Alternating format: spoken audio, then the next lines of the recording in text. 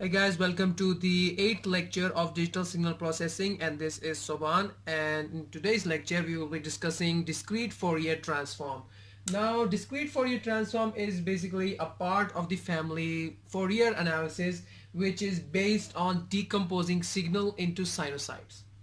Alright, up till now we have been discussing our signals in the time domain. We have been doing processing, implementation, and however the system works in the time domain.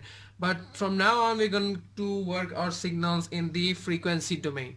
Alright, so for example we have a sinusoidal periodic signal here, and it is sampled in 7 places: 1, 2, 3, 4, 5, 6, 7, and another signal, sinusoidal signal, which is sampled in 13 places. So we'll say that we have sampled it 13 times: 1, 2, 3, 4, 5, 6, 7, 8, 9, 10, 11, 12, and 13.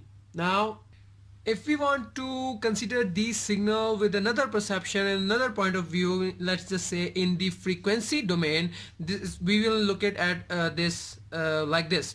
Alright, for example, if we want to look at it in the frequency domain, and for example we have the frequency set up to 100 hertz, we will see that this signal, no matter how many times it has been sampled and how many places, we will only see one spike of a discrete signal in the frequency domain. So this is like a Fourier transform of this signal, and is named after a French mathematician Jean-Baptiste Joseph Fourier, who proposed this idea in 1807 and said that any continuous periodic signal could be represented as a sum of properly chosen sinusoidal waves. And he had two reviewers in his research paper. One was Laplace and the other was Lagrange. Laplace was in favor of the research paper of Fourier, but Lagrange contradicted or was like against his research paper and said that this approach could not be used to represent signals with corners. For example, that is like having a continuous slopes such as in square waves. But in 1813, when Lagrange died, the Institut de France published a Fourier research paper, and it was true what he said. Now moving forward, there are four types of transform. One is the Fourier transform, other is the Fourier series, the other is the discrete time Fourier transform, and final is what we are studying here, discrete Fourier transform. Now a Fourier transform is a signal that is continuous but non-periodic. As we can see in this diagram, we have a continuous signal but it is non-periodic. It could be having another shape after a specific period of time. But a Fourier series is a signal which is continuous and periodic. Its example could be taken off of sine waves or square waves or any waveform that repeats itself in a regular pattern from negative to positive infinity. Then there is the discrete time Fourier transform. This signal is discrete and non-periodic. Basically it is the discrete or sample version of a Fourier transform, and the DFT, our discrete Fourier transform, is a sample version of our Fourier series. That is, it is discrete and repeats itself after a specific interval of time, so we'll say it is periodic. Now what basically happens in a discrete Fourier transform, if we have a periodic signal from 0 to 9 seconds, it looks like this, and we want to store or sample it in a device that can store its value up to 3 seconds, we will break our original signals into 3 intervals at 3 seconds, 3 and 6, and it will look like this in the discrete Fourier transform, that it is repeating itself after a particular interval of time. Now then, moving forward, we will see that how actually we do convert a time domain signal into a frequency domain signal. We have been given a formula in discrete Fourier transform, that is x of k is equal to summation of small n is equal to 0 to capital N minus 1 into the into x of small n into e raised to power minus j 2 pi small n k divided by capital N. Now the k variable represents the number of frequency components, and the n is the number of signal samples in time domain, and capital N is the total number of sample. For example, if you are given an input signal of x of n, 1, 2, 1 and 0. And let's just say our 0 index is over here. So capital and the total number of samples in this signal is 4. 1, 2, 3, 4. Alright, so we would sum our signal up to 0 to n minus 1 values if you want to calculate x of k first. Actually, sorry, this is capital X in the frequency domain. Now this e raised to power minus j 2 pi n k divided by capital N is basically just like our Euler's formula e j theta, that is equal to cos theta plus j sine theta. So we would compute this whole value and put it inside theta and calculate our Euler's formula.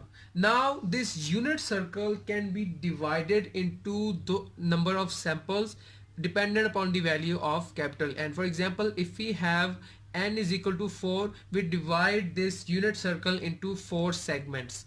1, 2, 3, 4. If we have a number of if n is equal to 6, we divide it into 6 parts, like that. 6 1 2 3 4 5 6. If it's n is equal to 8, we divided it into 8 segments. So this unit circle is for n is equal to 8.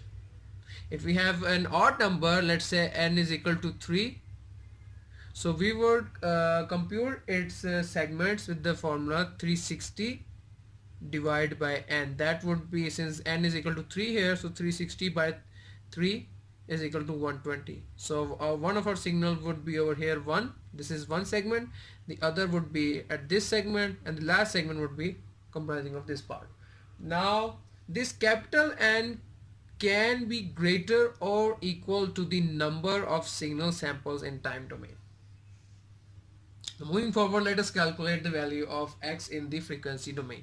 So first we will calculate the value of x at the 0 index. Let's just do it another bit. Alright, so x of 0 is equal to summation of n is equal to 0 to 3, because we have n is equal to 4, so n minus 1 would be equal to 3, and we'll be calculating x of n into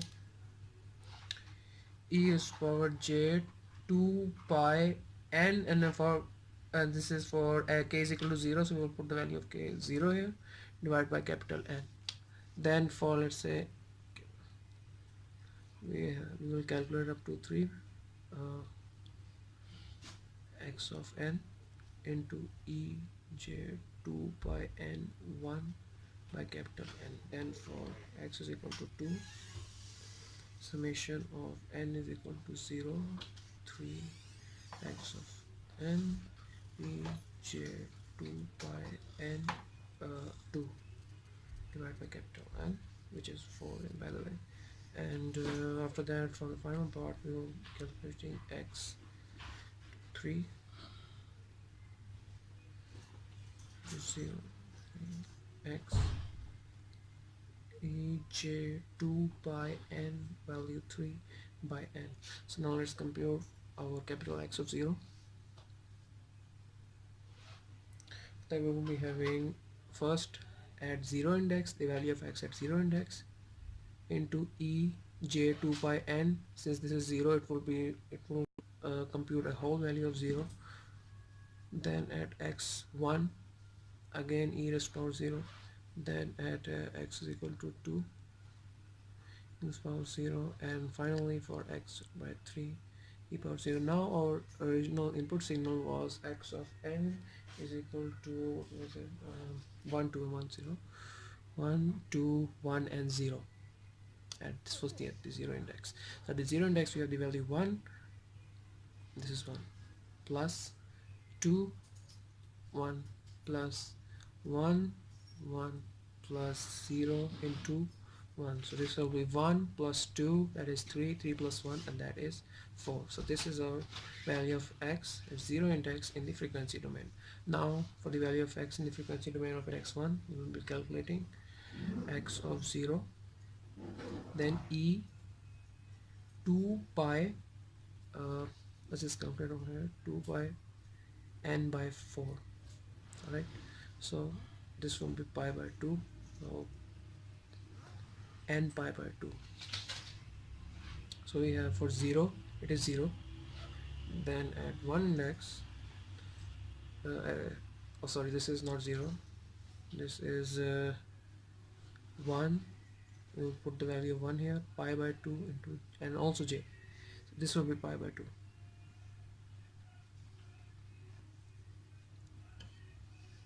At 0, this is actually 0 because we have the value of n over here is 0. Then for this we have e j 2 pi n is 1 into 1 by 4, so this is pi by j pi by 2 plus x of 2 into j 2 pi into 2 into 1 by 4, so this would be pi plus at the third index e j 2 pi into 3 into 1 by 4, so this will be 3 pi by 2. So for x is 0 we have 1 into e power 0, that is 1, then plus 2 into now pi by 2. Looking at the diagram over here, we see that at pi by 2 we will calculate the value of j. J pi by 2, that is cos pi by 2 plus j sine pi by 2. Now we know that cos 90 is 0 plus j into 1, that is equal to j. Also for j minus pi by 2, we have cos minus pi by 2 plus j sine minus pi by 2. You know the minus signs come out in the sine cos terms, but that doesn't make a difference because cos pi by 2 is still 0, and this sign for sine is minus j and sine pi by 2 is 1, so this will be having minus 1. And for last but not only e j power 5 pi, we have cos pi plus j sine pi. You know cos pi is equal to minus 1 plus j and sine pi is equal to 0, so we have minus 1. So keeping these terms in mind, we will put the value of e j pi by 2, and that is j, plus at the second index we have the value 1, and again we have pi, and pi is minus 1,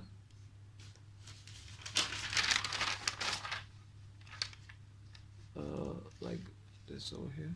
Okay, so for pi we have the value minus 1, and then at the third index our value is 0,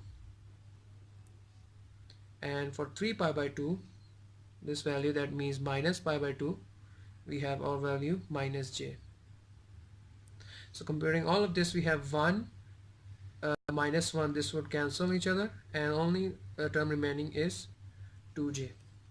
Moving forward, for value of x at index 2 in the frequency domain, we will calculate x0 e to the power 0. This will be same for everyone. And then for x of 1, we have e j 2 pi n is 1 and k is 2 by 4. So 2 into 2, 4, 4 by 4, that is 1. So we have e is power j pi plus x of 2 e j 2 pi 2 into 2 divided by 4. This will cancel each other, and we have is 2 pi plus x of 3 e j 2 pi 3 into 2 by 4. So we have here is 3 pi.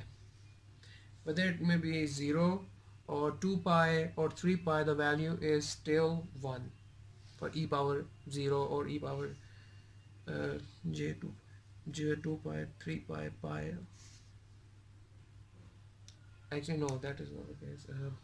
Sorry, for x is 0 we have 1.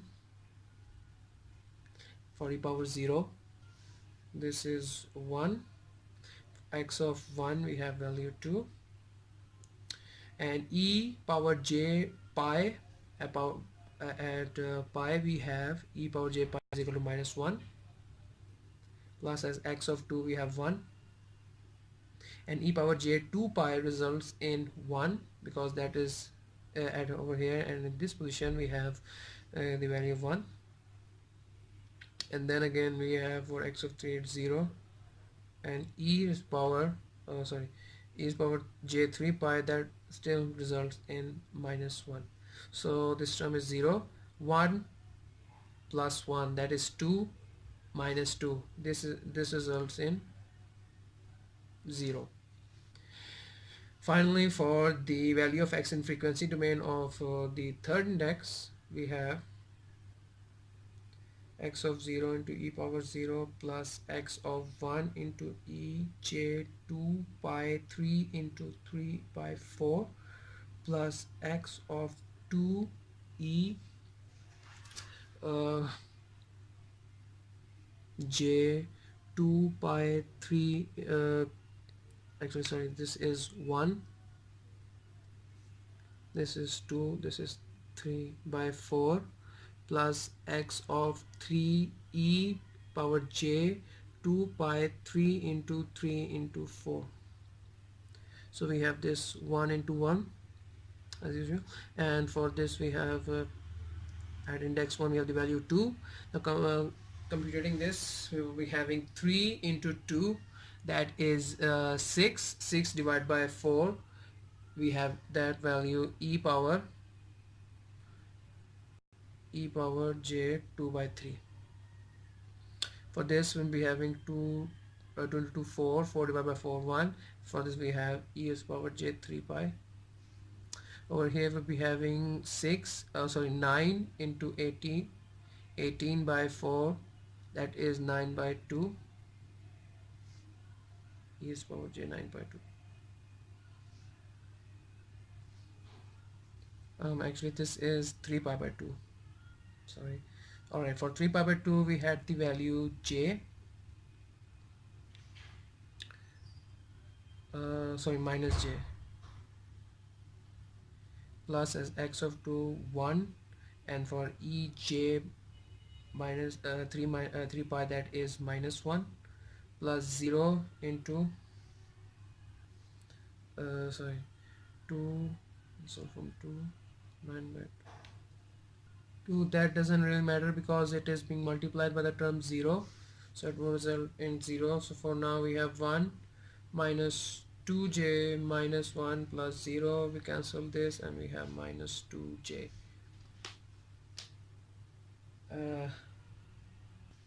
Now this term 2j is actually 0 plus 2j. Now if you were to calculate its magnitude, it would be 0 square plus 2j square. Now we know that j is -1, and -1 into 2 square is 4, -4. Actually no, we don't put the imaginary part in the square. So we have here is 2. Same would be the case for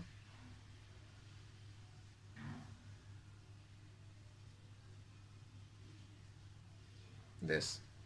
Now if you were to draw its graph, it would look like this, that First we have to write down the values that we have calculated. At the index 0 we had the value 4, then it was 2j or 2, then it was 0 and 2. This is for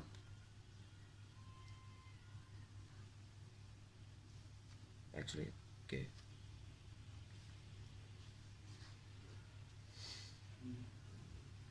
So 1 2 3 4 1 2 3 4. So at the index 0 we have the value 4, at index 1 we have value 2, index 2 we have 0, and at index 3 we have 2. So this is how we calculate the time domain signal and the frequency domain signal in discrete Fourier transform. And yes, that will be all for today's lecture. Thank you for listening. See you guys next time.